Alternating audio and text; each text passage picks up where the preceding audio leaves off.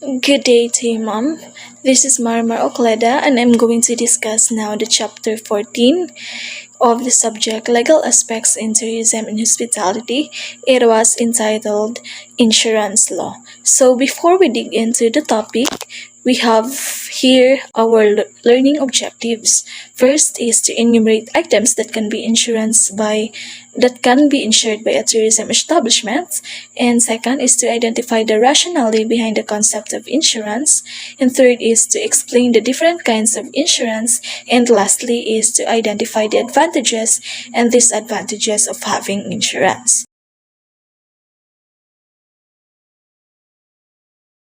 So, moving on, insurance is very useful for companies engaged in the tourism industry because there are many kinds of risk in enterprises where investments oftentimes is quite substantial. So, by way of example, an employer may subscribe to a group insurance of his employees as part of his employee benefit program. Companies utilizing building structures for the operation of their hotels, restaurants, and other tourism related establishments may think of investing in property insurance against fire or earthquake to protect their investments. Lastly, an investment in marine insurance, the usu- um, the usual practice among companies engaged in the transportation of cargoes at sea, may also be worth looking at. So, insurance contracts are governed by the insurance law, Presidential Decree 612, which instituted the insurance code, now referred to as Presidential Decree 1460. So, in case of the latter's deficiency, the provisions of the Civil Code of the Philippines govern. So, in their definition and concept, the law in the section 2 stated that a contract of insurance is an agreement whereby one undertakes for a consideration to indemnify another against loss, damages, or liability arising from an unknown or contingent event. So, it means the essential elements of an insurance contract are the insurable interest, existence of risk, assumption of such risk by the insurer, and fourth is said assumption being part of a general scheme to distribute actual losses among those bearing similar risk, and last is the payment of premium. So the characteristics of an insurance contract are: first is aleatory. It is an aleatory contract is one where the obligations depend upon the occurrence of an uncertain event, as in the case of fire insurance, or one certain to happen but at an indeterminate time, like for example, death in life insurance. Second is the contract of indemnity. There is an exchange of value for value, particularly in property insurance. Third is the onerous. There is a valuable consideration given, payment of premium. Then, fourth is the bilateral. From the word bi, it means both parties are bound to do something.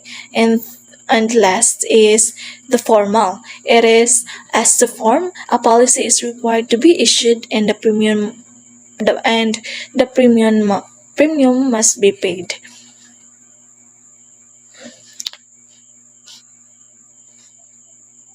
So these are the parties in an insurance contract. First is the insurer. It is a person, partnership, association, or corporation duly authorized to transact an insurance business. So insurer ka ng mga insurance businesses or mga establishments, or it is either partnership or a corporation. Second is the insured.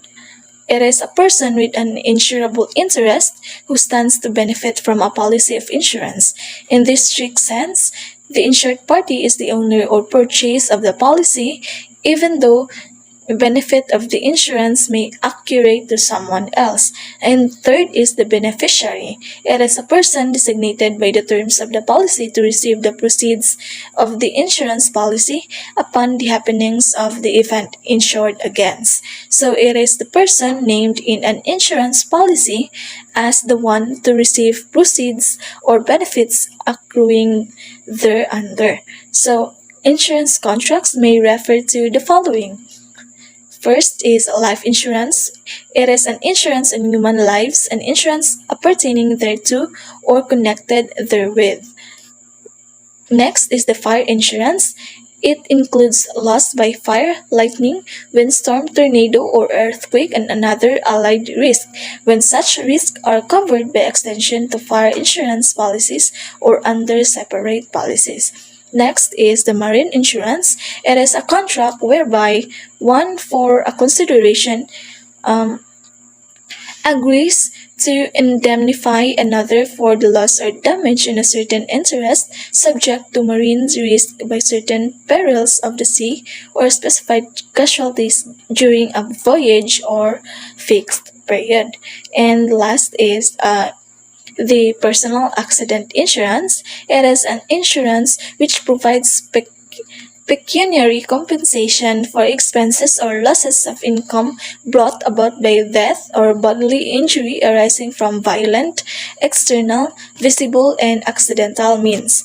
So, an insurance contract is considered a contract of adhesion in which almost all the provisions have been drafted only by one party, usually the insurance company. So the only participation of the other party is the signing of his signature of or his adhesion.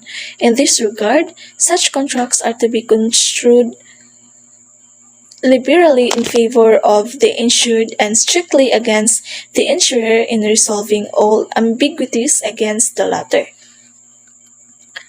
So, next is the law on insurable interest. So, the law in the section 10 stated that every person has an insurable interest in the life and health and of any person of whom he depends wholly or in part for education or support, or in whom he has pecuniary interest, of any persons under a legal obligation to him for the payment of money or respecting property services of which death or illness might delay or prevent the performance. And in the section 13, every interest in property, whether real or personal, or any relation thereto, or liability in respect thereof, of such nature that a contemplated peril might directly indemnify the insured, is an insurable interest. In section 14, stated an insurable interest in property may consist in an existing interest, inchoate interest founded on an existing interest, and an expectancy coupled with an existing interest that out of which the expectancy arises. And last is the section 15 stated that a carrier or depository of any kind has an insurable interest in a thing held by him as such to the extent of his liability but not to exceed the value thereof. So, an insurable interest is that relationship with a person or thing that will support the insurance of an insurance policy. A person is usually regarded as having an insurable interest in the subject matter insured when he will derive pecuniary benefit or advantage from its preservation or will suffer pecuniary loss or damage from its destruction. So insurable interest in property should exist not only on the date of execution of the contract of insurance, but on the date of the occurrence of the risk insured against. On the other hand, insurable interest in the life and health of a person insured must exist when the insurance takes effect, but need not exist thereafter or when the loss occurs. So moving on, we have the law on about beneficiaries. So in section 18 stated no contract or policy of insurance on property shall be enforceable except for the benefit of some person having an insurable interest in the property insured.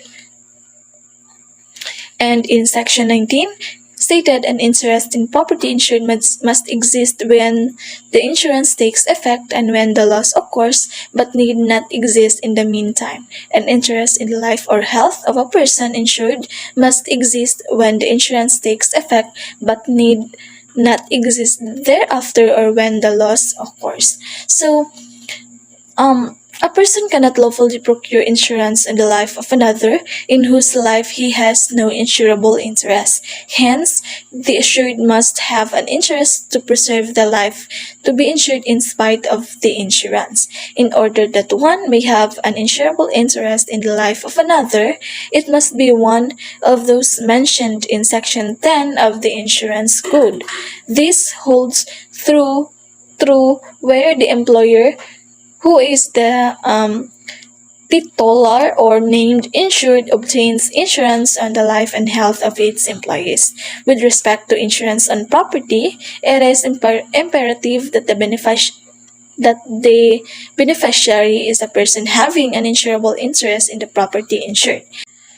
And moving on, we have the law on the fire insurance. So in Section 167 stated that as used in this code, the term fire insurance shall include insurance against loss by fire, lightning, windstorm, tornado, or earthquake, and other allied risks when such risks are covered by extension of fire insurance policies or under separate policies. So, for fire insurance, it is essentially a contract of indemnity. In fire insurance, only a hostile and not a friendly fire is insured against. Under an open policy, the measure of indemnity is the actual loss sustained, and the burden is upon the insured to establish the amount of such loss. Under a valued policy of fire insurance, the valuation in the policy is conclusive between the parties.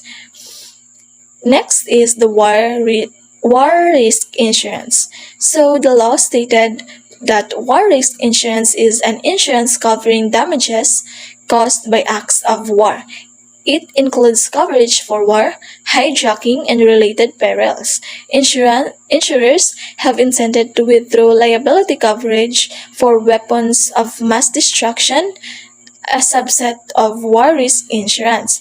WMD, or the weapons of mass destruction, includes the radioactive contamination or the dirty bombs, electromagnetic pulse devices, and the chemical and biological weapons. So coverage was subsequently provided at full policy limits for passenger liability, but limited to a maximum of $50 million for all third-party injury and property damage. So, some countries, like the United States of America, provide coverage while others do not. The International Air Transport Association, or the IATA, has argued that airlines in countries that do not provide coverage are at a competitive disadvantage. So, under the Federal Aviation Administration program, insurance coverage for passenger and third-party liabilities for U.S. airlines is approximately $0.70 per passenger compared to almost $3 outside of the US. So that's all for the chapter 14. I hope you have learned something. Thank you for listening.